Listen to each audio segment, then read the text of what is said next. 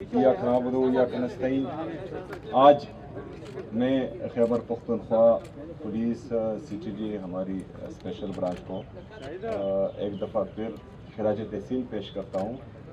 और हमने अपनी भरपूर कोशिश से अभी तक के लिए जो ये आप देख रहे हैं यहाँ पर जो जदीद असलहा है, हमारी बुलेट प्रूफ गाड़ियाँ हैं, ये हमने अपनी पुलिस के हवाले कर दी हैं। और इसके अलावा जो हैं काफ़ी चीज़ें आ रही हैं इंशाल्लाह। तो मेरे ख्याल में वो सीरियसनेस का जवाब मिल गया होगा।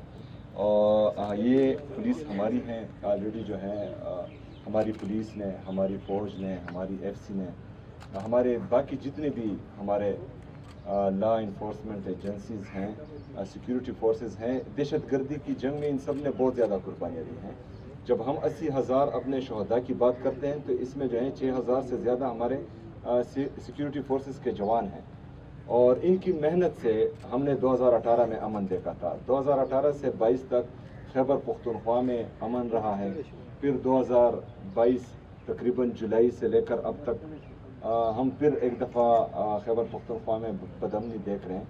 लेकिन हमारे पुलिस के जज्बे जवान हैं, हमारे CTG के जो जवान हैं उनके भी जज्बे जवान हैं। हमारी स्पेशल ब्रांच भी बेहतरीन काम कर रही हैं और हमारी जो फ़ौज हैं उनके साथ हर अव्वल दस्ते का किरदार अदा कर रही हैं।